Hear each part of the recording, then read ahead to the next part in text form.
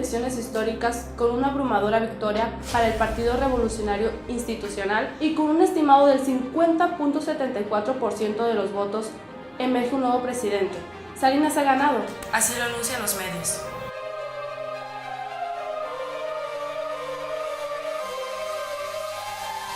Un futuro prometedor para México había.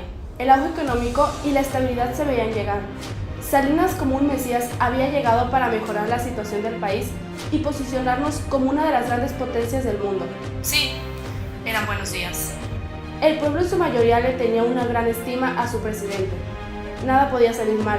Pero todo fue una ilusión. La estabilidad era falsa. Yo voté por Salinas. Honestamente, siempre lo vi como un tipo listo. Al menos eso parecía. Parecía una persona firme que sabría sacar al país adelante. De verdad pensé que todo saldría bien, pero me equivoqué. Me di cuenta de esto ya muy tarde. El 6 de julio de 1988, tras esa victoria histórica, se ocultaban murmullos y teorías de un complot. Las elecciones fueron arregladas, decían algunos. Los resultados eran falsos, decían otros. Pero esto no era sin fundamento. Antes del anuncio de la victoria de Salinas, algo olía mal. La polémica estaba servida sobre la mesa y el resultado, una crisis. El gobierno de Salinas inició una lucha contra la inflación. La idea era reducir la inflación sin afectar la economía, creando así una balanza de pagos misma que llevó a la crisis. Se produjo un importante crecimiento económico, pero fue a un precio muy alto. Se privatizaron varias empresas estatales y de capital mixta, en condiciones que más de uno consideraba turbias. De las compañías privatizadas se destacan los bancos, que para aquel entonces no contaban con un marco regulatorio adecuado. Nuestros bancos eran relativamente jóvenes y no tenían la experiencia financiera adecuada para manejar el negocio. Sí, así fue. México entró en crisis, pero aún no nos dábamos cuenta, pero pronto saldría a la luz. No podemos tapar el sol con un dedo. A finales del 94 surge un nuevo presidente. Nuevamente el PRI hace su aparición, pero esta vez con un rostro diferente. Zedillo entra al ruedo. A poco tiempo de la toma de poder de Zedillo, inicia la crisis. O mejor dicho, la crisis ya existía, pero con Zedillo no se pudo ocultar. El 20 de diciembre se anuncia en los medios radiofónicos que México tendría que ampliar la banda de flotación del tipo de cambio. Aunque muchos sabían que esto era falso, los empresarios sabían que se tenía que devaluar el peso mucho más. Para ese punto Zedillo no manifestó mucha inquietud, no al menos hasta que inició el debacle. Zedillo decidió advertir a los empresarios acerca de esa futura devaluación, casi como decir, sálvese el que pueda. Lo que muchos economistas clasifican como un verdadero error. Muchos inversionistas deciden retirar su capital del país a finales de 1994.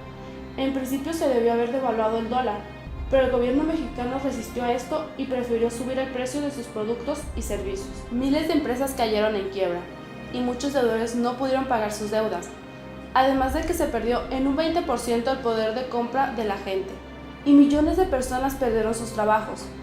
Tantos negocios cayeron que todo parecía ficción. El gobierno permitió que los bancos aumentaran sus tasas de intereses. Miles de empresas, profesiones y productores agrícolas que tenían préstamos bancarios o tarjetas de crédito fueron afectados, ya que su deuda aumentó. Se redujo en una gran medida el porcentaje destinado a los programas de asistencia social. El pueblo resintió todo esto y se vio reflejado en él. La delincuencia aumentó. Se registraron alrededor de 900 bandas criminales en el país en 1995, y gran sector de la población tuvieron que cambiar su estilo de vida totalmente. Muchas personas tuvieron que abandonar su tierra natal y buscar suerte en otras ciudades o pueblos. Inclusive, algunos tuvieron que salir del suelo nacional y buscar una nueva oportunidad en tierras extranjeras, principalmente Estados Unidos. La desesperación de la gente era tal que los llevaba a considerar la muerte como un escape. Pero la muerte también tenía un precio. Inclusive, algunos no podían pagar un velorio para sus familiares. Yo andamos muy felices en el 93 porque gracias al gobierno y todo nos dieron una bonita casa en el Infonavit. Y bueno, teníamos una deuda pequeña por, no sé, en aquel tiempo unos 60,000 pesos. Dije, lo vamos a pagar porque estamos sacando para comprar, vivir y llevar una vida normal. Se viene los cambios de gobierno y la devaluación, y bueno, ahí sí nos dieron para abajo en todo porque los intereses aumentaron al cuádruple, casi hasta no ver nada, sino que entonces, pues el gobierno, el Fonavit y todos nos fueron y nos sacaron de nuestra casa, con las cositas en la calle. Y ya con mi familia y todo dijimos, bueno, ¿qué? Pues hay que vender lo poquito que tenemos, que son unas ollas, otras poquitas cosas. Y vamos a ver aquí al Estado de México, a ver dónde podemos estar mejor. Y salimos caminando, me apoyaron en esto mi esposa y mis hijos. Salimos caminando porque lo poco que habíamos conseguido en la venta de los pequeños utensilios, dijimos para aunque sea comer al ratito. Caminamos pues por la carretera, dijimos a dónde vamos, no teníamos un destino final, un destino donde ir. Pensamos que a donde nos pudiéramos sentir a gusto, pues ahí vamos a parar. Llegamos a unas partes donde ya teníamos hambre y afortunadamente todavía había gente buena también.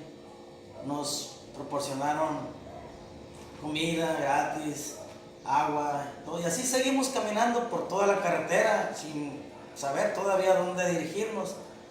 Pasamos pues San Juan de los Lagos, pasamos Celaya, llegamos por ahí por el crucero de Aguascalientes y como que dijimos, ¿Aguascalientes o Jalisco?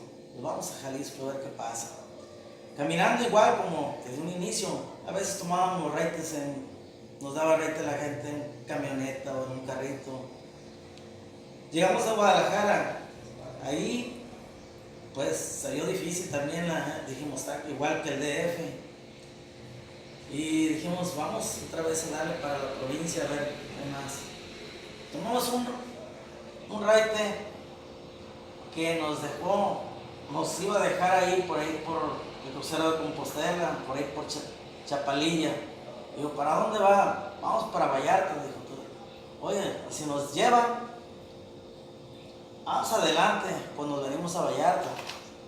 Llegamos aquí a Vallarta, y igual sin dinero y nada, y buscando dónde trabajar ahora sí, porque se nos hizo muy bonito el puerto, todo muy bonito.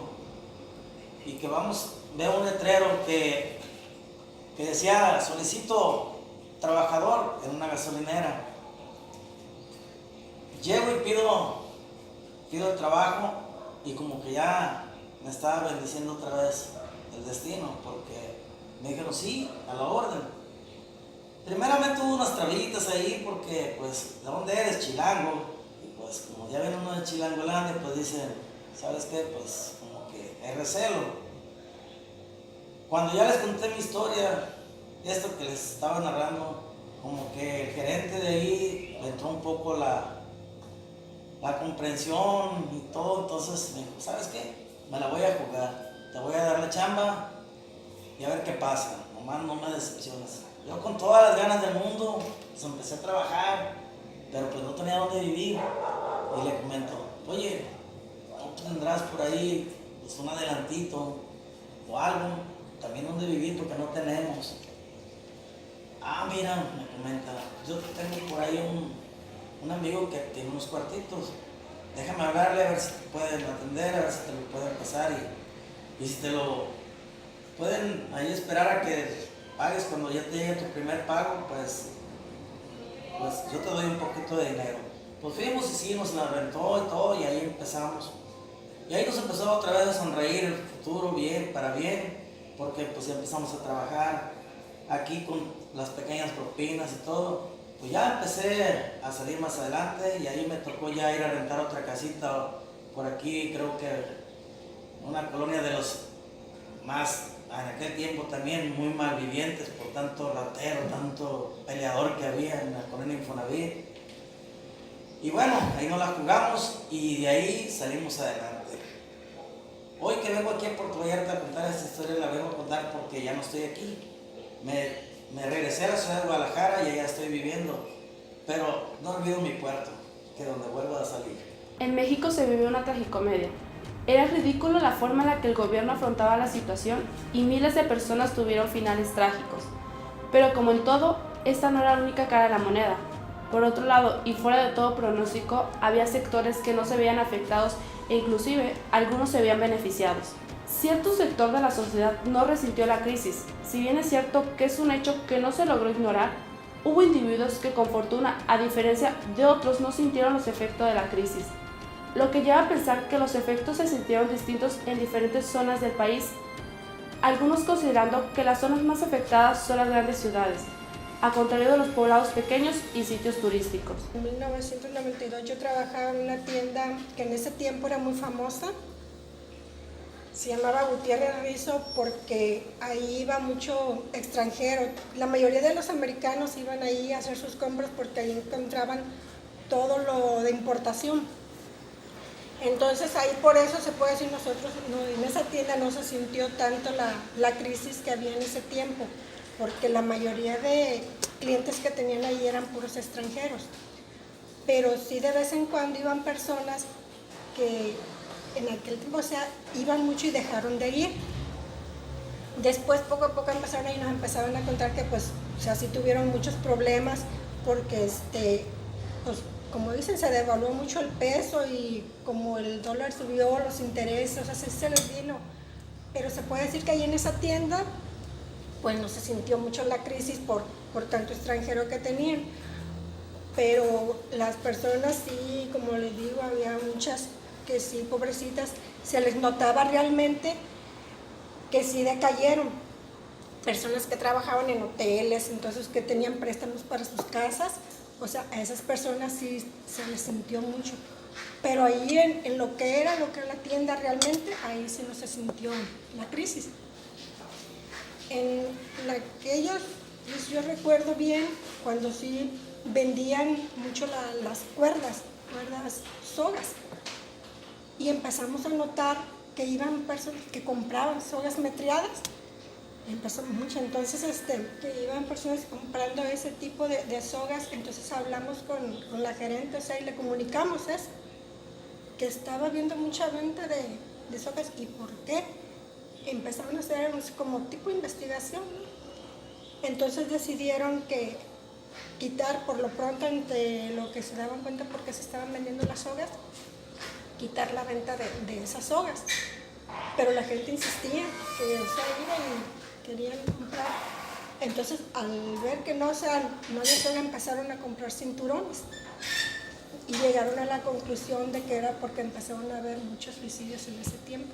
La crisis llegó a tanto extremo que como que los obligaba que no encontraban otra salida, porque había personas que hasta sus casas perdieron, o gente que pidió en aquel tiempo préstamos en dólares y ya cuando subió, pues el dólar se disparó al triple y pues ya la gente no pudo pagar, les recogieron sus casas, sus pertenencias, todo. Entonces llegaban a esa, decidían pues mejor salir por la puerta falsa. Pero en ese tiempo, sí se llegaron a ver varias cosas, como le digo, gracias a Dios, a nosotros ahí en el trabajo y en esa tienda no nos afectó, pero sí nos tocó ver muchos casos realmente tristes en ese tiempo. Muy a pesar de la crisis y de las víctimas de ella, de sus muertos y de todo el dolor que se generó, hubo gente que encontró beneficio en la misma a tal punto que podemos decir que la crisis para ellos fue una bendición. El sector turístico empezó a crecer considerablemente debido a la cantidad de extranjeros que venían al país a gastar sus dólares gracias al valor adquisitivo que estos tenían. Para mí, para mi familia no hubo una crisis. Claro que escuchábamos las noticias, todo lo que pasaba en otros lugares, como en el DF. Nos daba mucha tristeza, a mí, a mi esposo. Nosotros teníamos nuestros hijos ya, tenemos 3 hijos. Entonces para nosotros fueron tiempos muy buenos porque como se disparó el dólar, entonces nosotros que trabajábamos en restaurantes en la playa, como en muchos hoteleros, pues nos iba muy bien. Por el aumento del dólar aumentó el turismo, entonces ganábamos el doble porque ganábamos propinas y pues eran en dólares. Fue muy bueno. Es difícil creer que una crisis de tal magnitud que puso el futuro de un país entre la espada y la pared tuviera solución. Pero contra todo pronóstico la hubo. No fue fácil, fue un precio caro. De hecho, al día de hoy hay gente que aún resiente sus efectos, pero sucedió. La crisis paró. Un aliado surgió para el país. Estados Unidos llegó como un salvador. Al ser aliado de la nación, Estados Unidos decidió intervenir un plan para sacar a México a flote. Puso en marcha los engranajes. Comenzaron a girar. Se pidió un crédito por $20,000 millones para México. Mientras tanto, el sistema bancario fue saneado mediante un plan de ajuste de la economía, puesto en marcha por medio del Fondo de Estabilización de Divisas. A finales de 1995 ya la crisis mexicana pudo ser controlada, pero el Producto Interno Bruto siguió contraído. La inflación llegó a un 50% anual y otras empresas fueron cerradas. Un año después, la economía logró crecer nuevamente y México pudo pagar los préstamos a Estados Unidos. 3 años después del presunto final de la crisis, durante el sexenio de Fox, el panorama mexicano es distinto, y eso se refleja en su economía. Ciertamente la política no favorecía a la clase más necesitada, pero en materia económica se había alcanzado cierta estabilidad. Haciendo una comparativa entre las fortalezas y debilidades económicas por las cuales atravesó la nación durante el sexenio de Vicente Fox, se puede decir que la deuda pública externa disminuyó en $11,597.7 millones, pero al mismo tiempo la deuda pública interna subió de $712,047.7 millones a $1,476,525.4. La deuda externa total disminuyó en $10,878.7 millones. Al disminuir el servicio a la deuda, le hizo también generando un ahorro de $3,797 millones. Pero esta no es la última crisis que México enfrentará. El futuro es